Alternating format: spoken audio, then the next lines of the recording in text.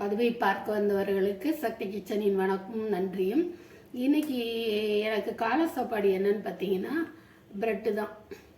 என் பையன் இல்லை, ஊருக்கு போயிருக்கு.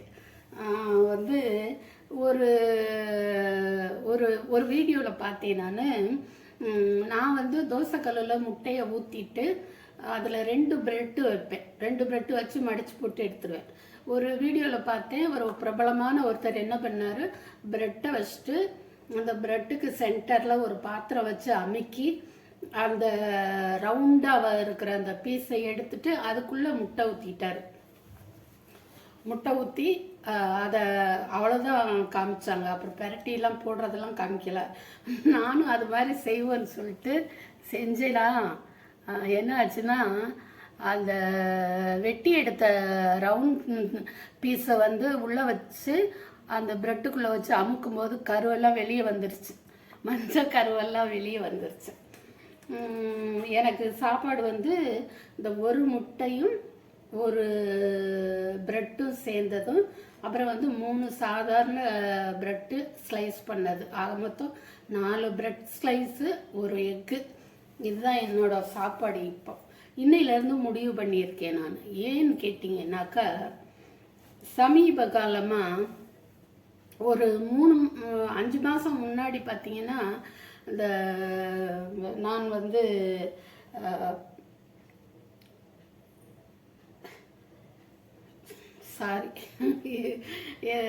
நான் வந்து இந்த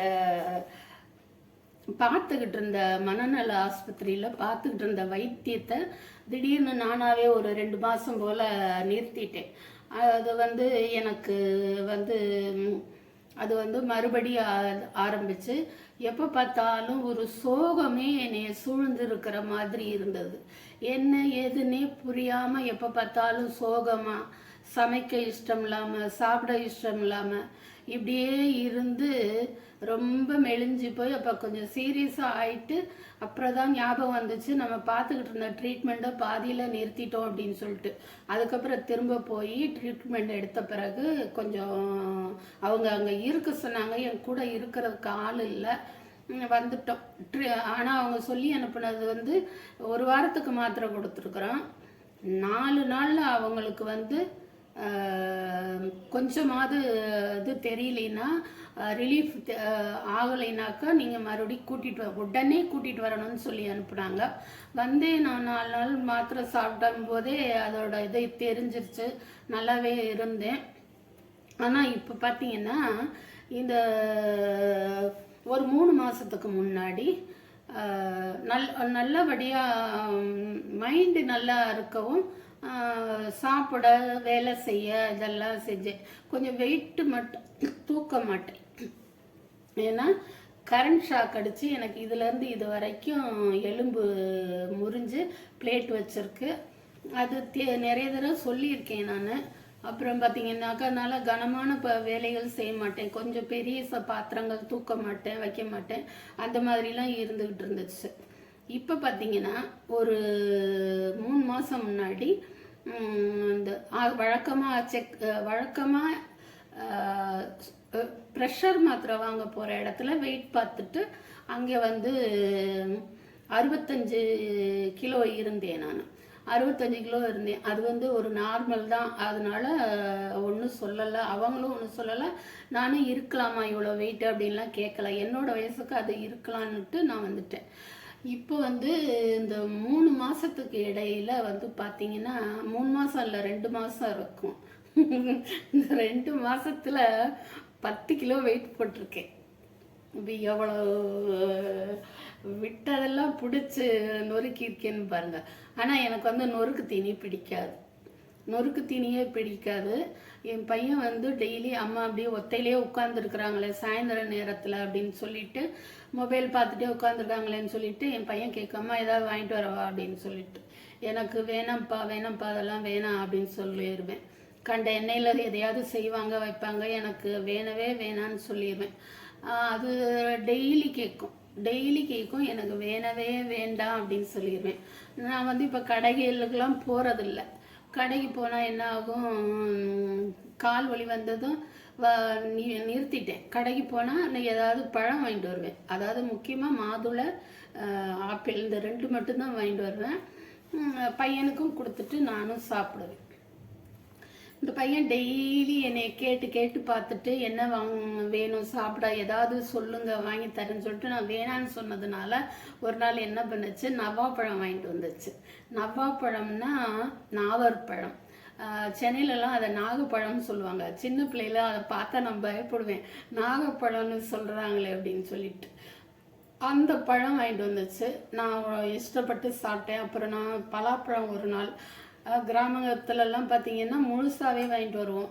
முழுசாக வாங்கிட்டு வந்து ஃப்ரிட்ஜில் வைக்கிறது, அப்புறம் பக்கம் பக்கத்தில் கொடுக்கறது, இப்படிலாம் இது பண்ணிடுவோம், காலி பண்ணுவோம்.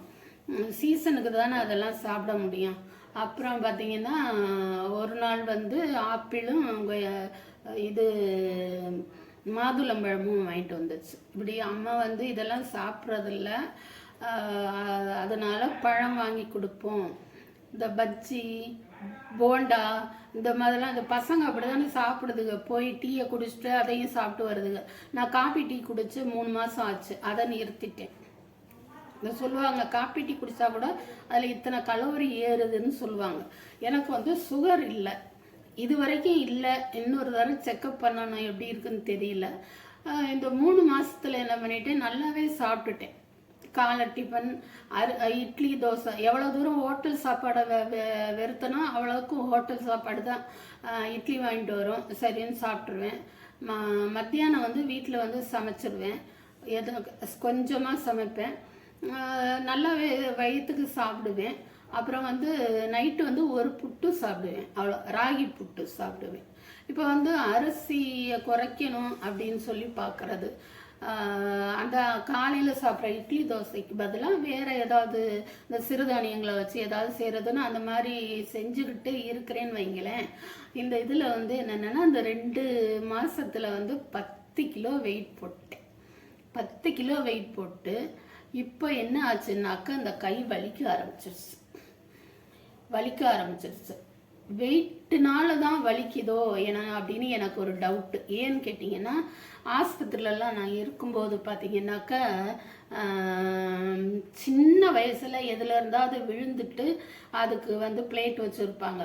அப்புறம் வாலிப வயசில் வந்து நல்ல வெயிட்டெல்லாம் போட்டு தான் இருக்கும்போது அது வலிக்குது அப்படின்னு சொல்லிட்டு வந்து எடுக்கிறதுக்கு வருவாங்க. அது வந்து ஒரு 10-15 வருஷ கேப்பில் வருவாங்க. எனக்கு வந்து 3 வருஷம் 4 வருஷம்தான் ஆகுது எனக்கு இந்த மாதிரி பிளேட் வச்சு.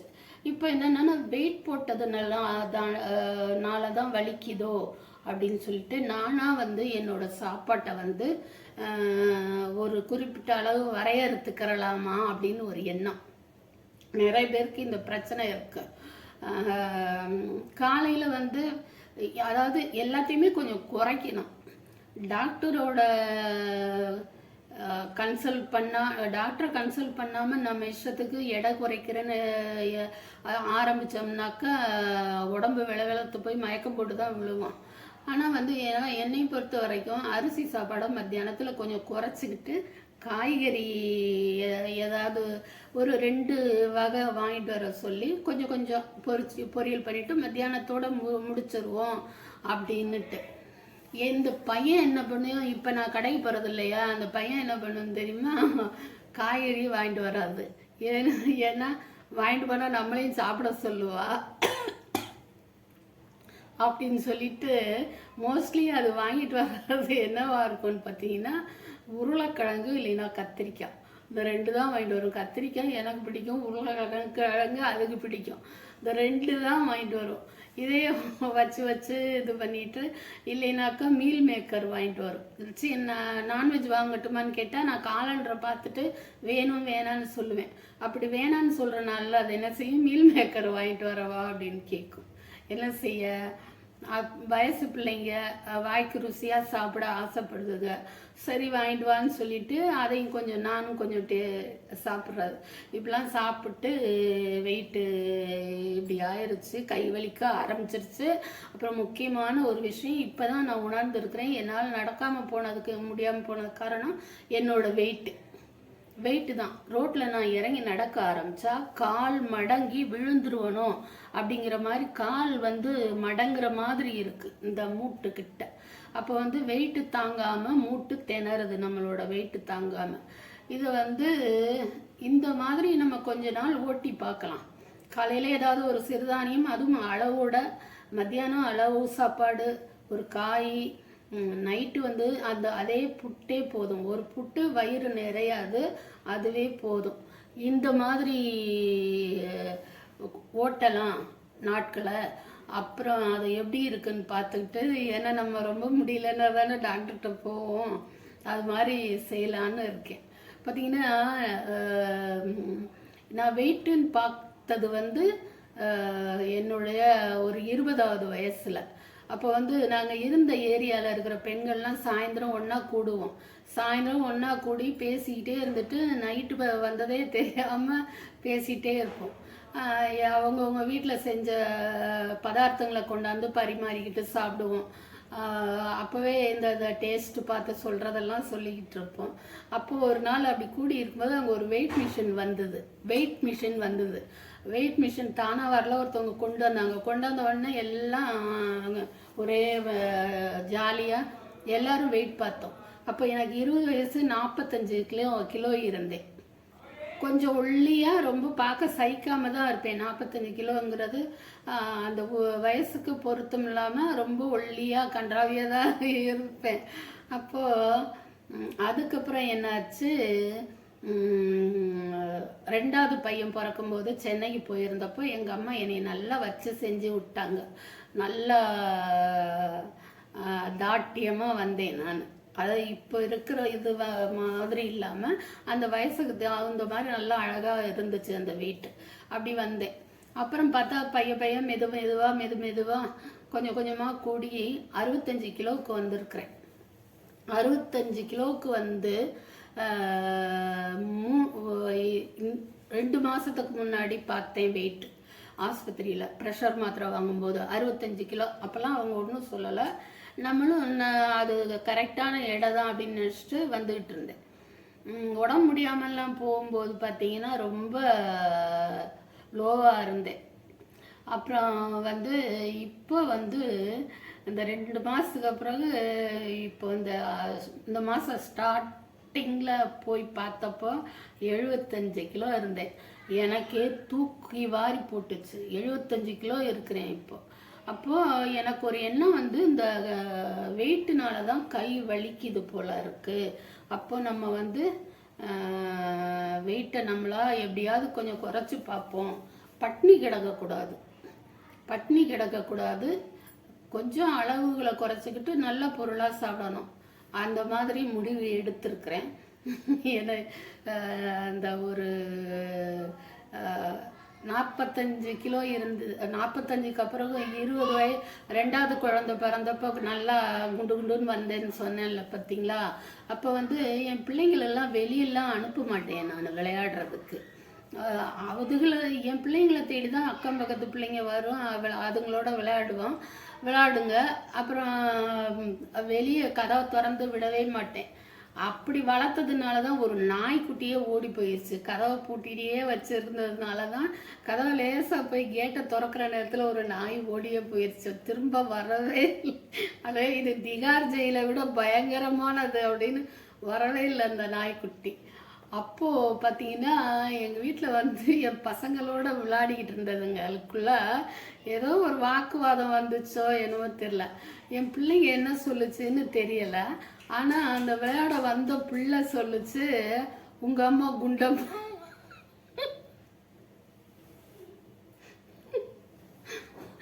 உங்கள் அம்மா குண்டம்மா அப்படின்னு சொல்லிட்டு என்னை குறித்து சொல்லுச்சு. கரெக்டாக நான் வெளியில் வரும்போது அது இந்த வார்த்தையை சொல்லுச்சு.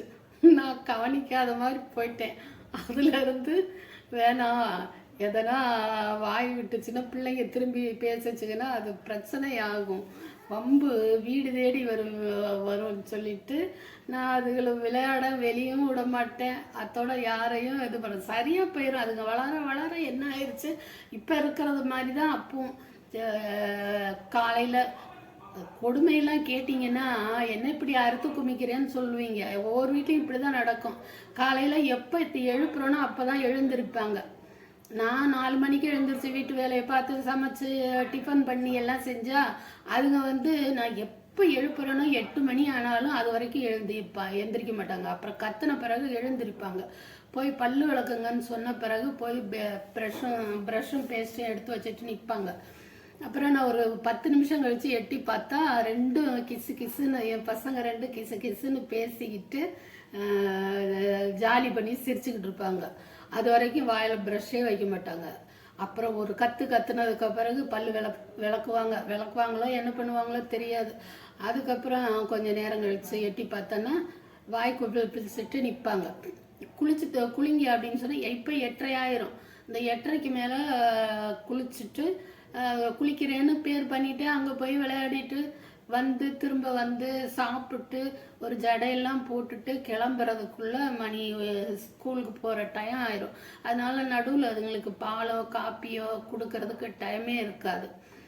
எந்திரிச்ச உடனே காப்பியே கொடுக்க மாட்டேன், நான் பால் தான் கொடுப்பேன். அதனால அது கட் ஆகிறத பற்றி அது கேர் பண்ணதே இல்லை. அதனால அப்போது அப்படி ஓடிடுச்சு. அந்த பசங்கள்லாம் அந்த மாதிரி பண்ணுங்க, சாப்பிடாதுங்க. நைட்லலாம் எனக்கு மனசுக்கு இன்னும் ஒரு வேதனையாகவே இருக்குது. டிஃபன்னா பசங்க பேசாமல் சாப்பிட்ரும். பெரும்பாலும் டிஃபன் போட்டுடுவேன் நைட்டில். சில நேரங்களில் வந்து சாதம் வச்சேன்னாக்கா பையன் அப்படியே உட்காந்துருக்கோம். சாப்பிட்றாருன்னா அம்மா உருட்டி கொடுங்கம்மா அப்படின்னு கேட்கும். எனக்கு ரொம்ப மனசுக்கு எல்லாமே காலம் கடந்த பிறகுதான் ஞாபகம் வருது. அம்மா எனக்கு கொஞ்சம் உருட்டி கொடுங்கம்மா அப்படின்னு பகலெல்லாம் வேலை பார்த்துட்டு எனக்கு எரிச்சலாக வேணான்னு சொல்லிடுவேன். சிலர் வந்து பிள்ளைங்களுக்கு அளவுக்கு அதிகமாக வாஞ்சையோடு அதுகள்கிட்ட இருக்கிறத பார்க்கும்போது நான் தான் தப்பு பண்ணிட்டேன்னு நினைக்கிறேன். நான் தான் தப்பு பண்ணிட்டேன், பிள்ளைங்கிட்ட அப்படி தான் இருக்கணும்னு தோணுது. அளவுக்கு மீறி தப்பான வழிக்கு போகிற அளவுக்கு தான் செல்லம் கொடுக்கக்கூடாது. அந்த நேரத்தில் கண்டிக்கணும். மற்ற நேரத்தில் நம்ம காமிக்க வேண்டிய பாசத்தை நம்ம காமிச்சு தான் ஆகணும். சரி, எங்கேயோ ஆரம்பித்து எங்கேயோ போயிடுச்சு வீடியோ. இப்போ நான் வந்து வெயிட்டை குறைக்கணும்.